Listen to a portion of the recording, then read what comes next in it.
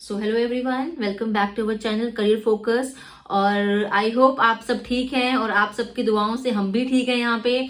तो मैंने सोचा क्यों ना आप लोगों के साथ कुछ नया करवाया जाए, और जो नया करवाने वाली हूँ मैं उसका नाम रहता है वोकैबुलरी डोज। अगर आप लोग स्लाइड देखेंगे तो आपके सामने लगा भी हुआ है vocabulary dose for all competitive exams by Kavita ma'am. अब देखो वोकैबुलरी का क्या रहता है कि हर एक एग्जाम में ये इंपॉर्टेंट है, हर एग्जाम में आनी होती है। चाहे आपके एसएसबी के एग्जाम्स हो जो होते हैं हमारे, सेंटर के एग्जाम्स हो, आपके बैंकिंग के एग्जाम हो, हर एक एग्जाम में वोकैबुलरी एक इंपॉर्टेंट रोल प्ले करती है। और हम बच्चों को ना वोकैब बहुत डिफिकल्ट लगती है क्योंकि there are plenty of words जो हमारी डेली लाइफ में दिखते हैं, हमें हर एक वर्ड का मीनिंग नहीं पता होता।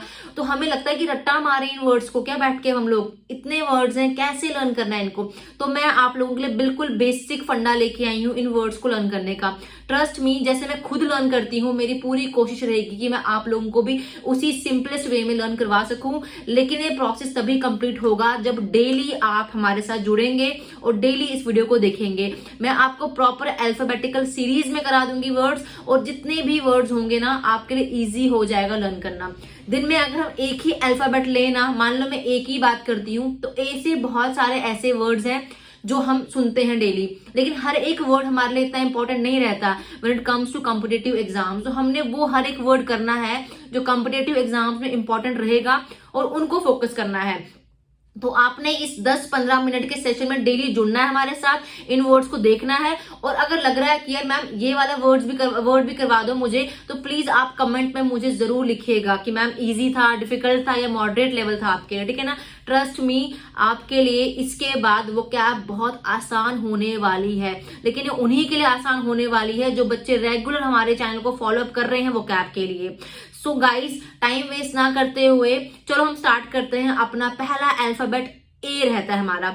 उससे पहले मैं आपको चीज बता दूं कि मैं जो स्टार्ट करने वाली हूं ना, मेरा मोड रहेगा रूट वर्ड्स पे।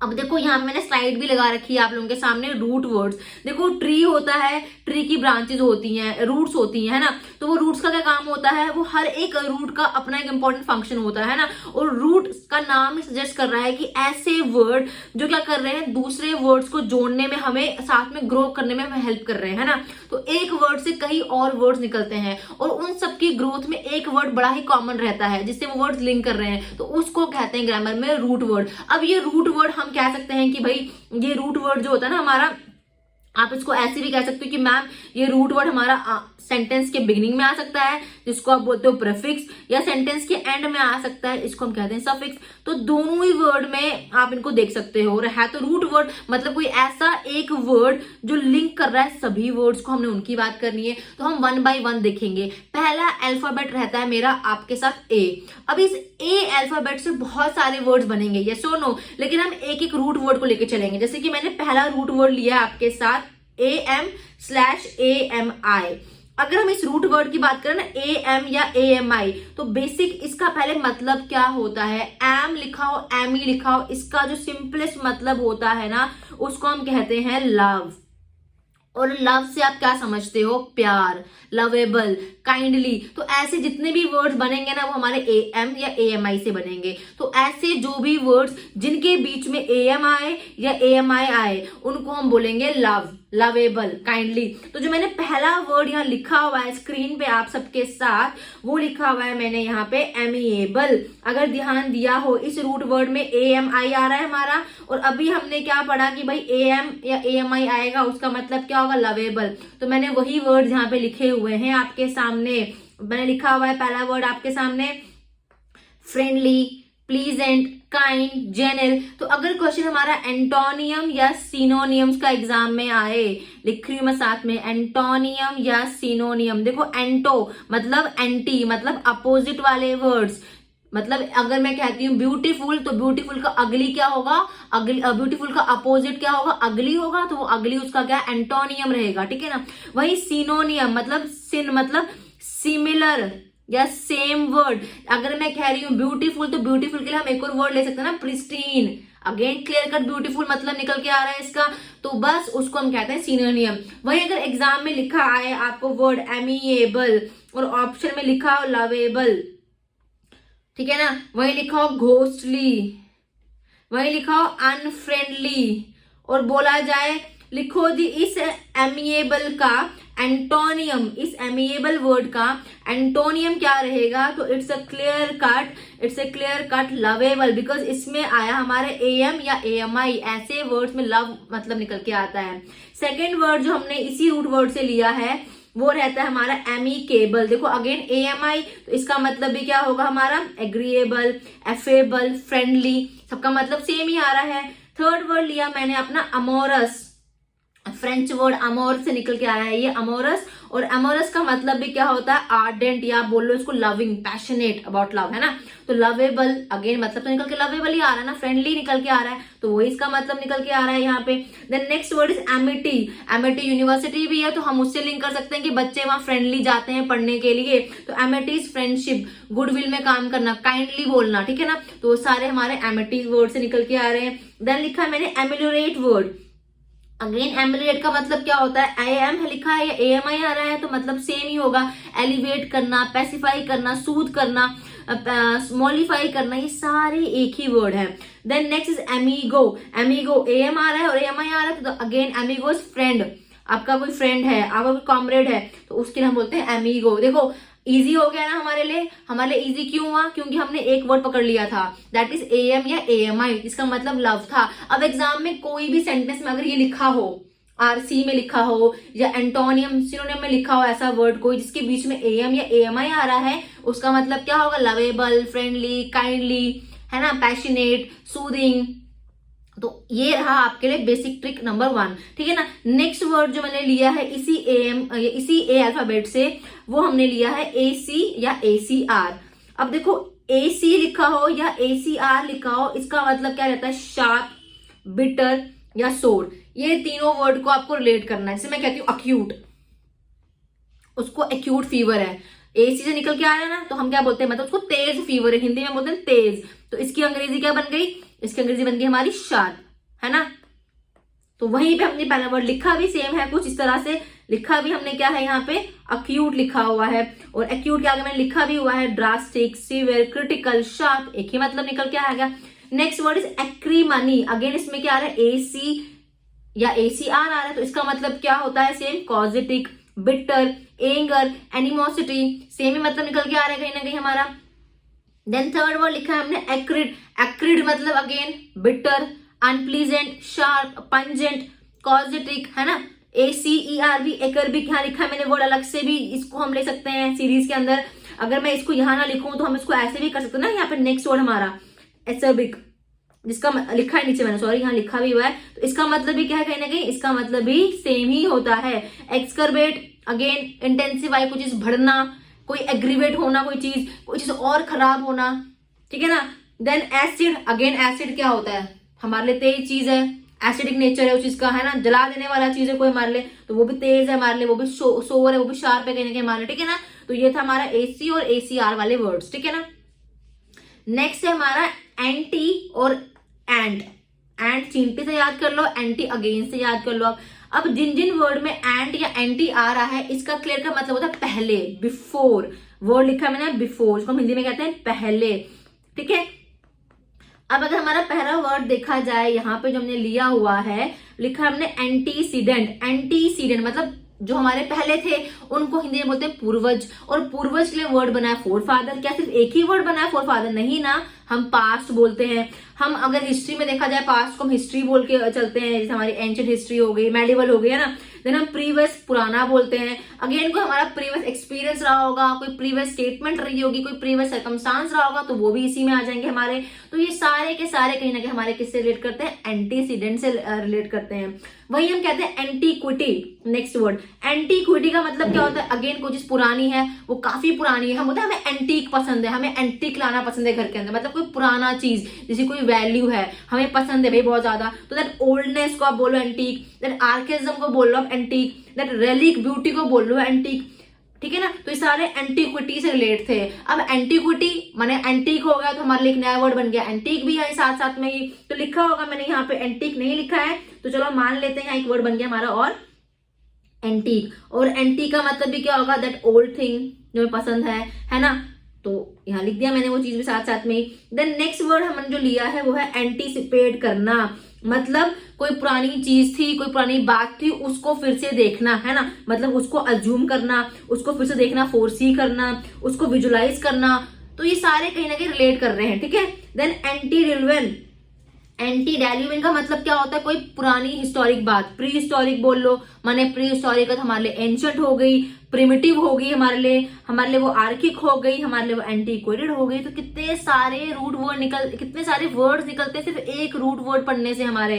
देन एंटी मेरिडियन को बोलते हैं एएम, बिफोर नून, नून से पहले का समय, उसको बोलते हैं एंटी मेरिडियन। अगर आपने ध्यान दिया हो वहां पे वर्ड लिखा है एंटी, और उस एंटी का मतलब ही क्या होता है, before, and that meridian means noon, ठीक है ना। आई होप क्लियर हो गया होगा आपको यहाँ से ये भी। Next root word is एंथ्रोप।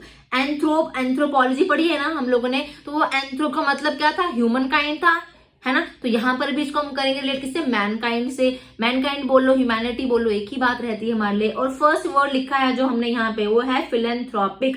देखो फिला का मतलब क्या होता है, लव, और ये थ्रोप जो वर्ड है यहाँ पे, that is for human kind. Again हमने भी कहा कि एंथ्रोप वर्ड क्या हमारा, ह्यूमन काइंड है, तो love for human is called as फिलेंथ्रोप।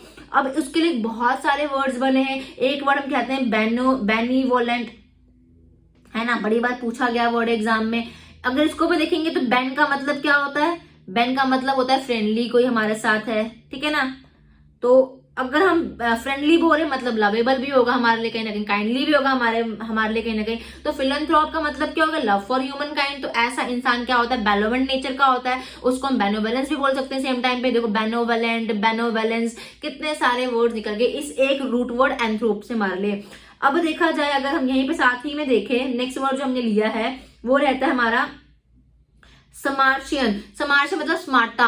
स्मार्टा मतलब जो जिसको ह्यूमैनिटी पसंद है, ठीक है ना, जो ह्यूमन के लिए कुछ अच्छा करना चाह रहा है, उसको हम बोलते हैं स्मार्टा, ठीक है ना। तो यहाँ पर वो वर्ड भी लिख दिया मैंने। अब ऐसे इंसान को हम जेनरस बोलते हैं, तो हमने जेनरस वर्ड भी लिख दिया यहाँ पे।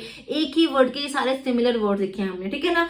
Next word is miss Anthropic. Miss एंथ्रोप word again लगा हुआ है। एंथ्रोप का मतलब क्या बोला हमने अभी, ह्यूमैनिटी, मैनकाइंड। मिस मतलब फिला मतलब लव, मिस मतलब जो लव नहीं करता होगा, मतलब क्या, जो अनसोशिएबल होगा। अब ऐसे लोग जो अनसोशिएबल होते हैं, मतलब उनको हम कहीं ना कहीं एंटी सोशल बोल सकते हैं ना, उनको हम अनफ्रेंडली बोल सकते हैं, अनप्लीजेंट बोल सकते हैं, उनको हम सिनिकल बोल सकते हैं, नेस्टी बोल सकते हैं। ये सारे के सारे वर्ड्स इसी एक वर्ड्स के लिए बने हुए हैं, ठीक है। नेक्स्ट वर्ड इज हमारा एंथ्रोपोलॉजी, मैंने स्टार्टिंग में कहा है ना। तो अगेन एंथ्रो माने ह्यूमन, पॉलोजी, लॉजी मतलब स्टडी, है ना। लॉजी किसी भी वर्ड के आगे लगा हो उसका मतलब भी क्या होता है, जैसे इकोलॉजी, स्टडी, किसकी स्टडी, इको की। इको मतलब नेचर की स्टडी करने को, है ना। वैसे यहाँ एंथ्रो लिखा है, एंथ्रो मतलब ह्यूमन काइंड है, तो यहाँ पे स्टडी ऑफ ह्यूमन काइंड लिखा है हमने।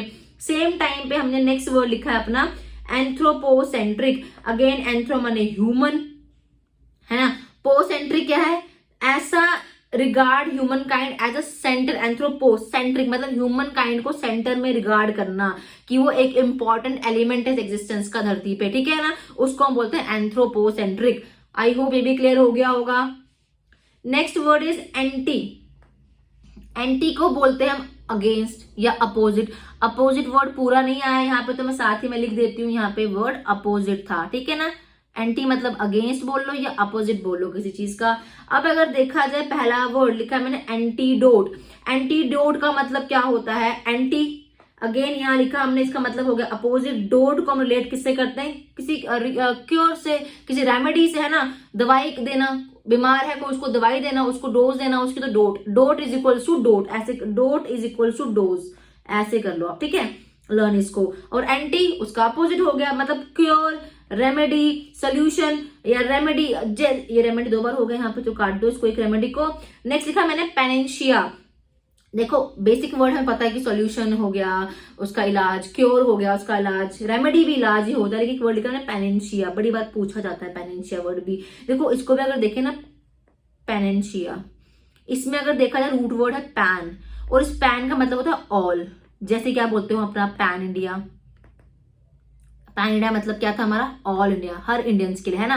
पैन का मतलब ऑल, यहाँ पे भी क्या है, पैन का मतलब ऑल होता है, और एशिया मतलब रेमेडी, दवाई, सोल्यूशन, जो आप बोलना चाहो इसको। तो ऐसी रेमेडी जो हर चीज के लगती है, जो सभी के लगती है, रेमेडी फॉर ऑल प्रॉब्लम्स बोल लो, ऑल सोल्यूशंस बोल लो, उसको हम बोलते हैं पैनेंशिया। तो यहाँ पर भी हमने वर्ड लिखा है अपना पैनेंशिया। आई होप ये क्लियर हो गया होगा आपको। Next word is antipathy.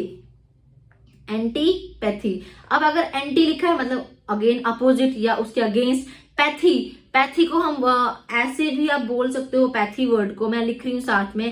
Pathy का मतलब होता है फीलिंग, और ये भी 3 तरह के वर्ड है हमारे पास, एंटीपैथी है हमारे पास, देन पैथी है ना। आई होप आप, एपैथी हो गया। तो यहाँ पे मैंने लिखा एंटी, एंटी मतलब अपोजिट है ना, मतलब फीलिंग है ही नहीं, अपोजिशन है हमारे लिए उस इंसान के, मतलब हेट्रेड है कहीं ना कहीं, डिसलाइक है। वही बोलते हैं अगर हम सिंपल इसको कि पैथी मतलब उसके लिए हमें फीलिंग है इंसान के लिए। वही हमने कहा एंटी मतलब कोई फीलिंग ही नहीं है उस इंसान के लिए, हेट्रेड है उस इंसान के लिए है ना, नफरत है उसके लिए, ठीक है ना, उसको बोलेंगे एंटीपैथी। और वहां लिखा होगा अपैथी मतलब डिसलाइक है सेम टाइम पे, ठीक है, नो फीलिंग बोलो एट ऑल। तो नेक्स्ट वर्ड जो हमने लिया है यहाँ पे वो वर्ड रहता है हमारा एंटागोनिज्म। एंटागोनिज्म, एंटागोनिज्म का मतलब अगेन एंटा, आपको बस वर्ड पकड़ना है, एंटा लिखा है यहाँ स्टार्टिंग में, मतलब कहीं ना कहीं ये भी किससे रिलेट कर रहा है, अपोजिट से रिलेट कर रहा है। मतलब कोई मेलेस, कोई चिढ़ की भावना किसी से, जलन होना, ईर्ष्या होना, एंटीपैथी होना किसी के लिए, गंदी फीलिंग, डिसलाइक की, हेट्रेड, एक्रीमनी, देखो वर्ड हमने पीछे पढ़ा AC और ACR से, तो उसका मतलब भी तो सेम ही था, तो वो यहाँ पर भी फिट हो गया हमारे लिए। नेक्स्ट वर्ड बहुत ही बेसिक है मैम, हमें एंटोनियम पढ़ने। एंटो अगेन उसमें भी क्या आ गया हमारे लिए, एंटोनियम में भी क्या आ गया हमारा, एंट आ गया। तो इसे एंट का मतलब भी क्या पढ़ा हमने अभी, अपोजिट पढ़ा। तो ऐसे वर्ड जिनका कोई अपोजिट मीनिंग हो उनको बोलते हैं ग्रामर में एंटोनियम, तो वो भी आ गया यहाँ पे। देन नेक्स्ट वर्ड हमने कहा एंटी सोशल, एंटी माने अपोजिट, ऐसा इंसान जो सोशल नहीं है उसको बोलेंगे हम एंटी सोशल। देन एंटा एसिड, एंट मतलब अगेन अपोजिट, तो कोई ऐसी मेडिसिन जो कहाँ लगती है, एसिडिटी इन स्टोमक में है ना, medicine against acidity in stomach उसको बोलते हैं एंटी एसिड। तो कितने वर्ड हमने एक रूट वर्ड जो था हमारा एंटी से पकड़ के निकाल लिया, ठीक है। एंटी बोलो, एंटा बोलो, इसका मतलब भी क्या है, अगेंस्ट या अपोजिट है। नेक्स्ट जो हमारा रहता है एंटी हो गया, अगेंस्ट हो गया, ओके। तो आई होप आपको जितने भी मैंने वर्ड्स करवाए अभी आप लोगों को क्लियर होंगे। ये शॉर्ट एक वीडियो बनाई थी मैंने आप लोगों के लिए कि आप लोग पहले कंटेंट देखिए कि आपको अच्छा लगता है, क्या आपकी वोकैब इससे इजी होती है या नहीं होती है। अगर तो आप लोगों को वीडियो जेन्युइन लगे तो प्लीज कमेंट करके बताइएगा, ताकि हम और भी आपके साथ ऐसे वर्ड शेयर करें।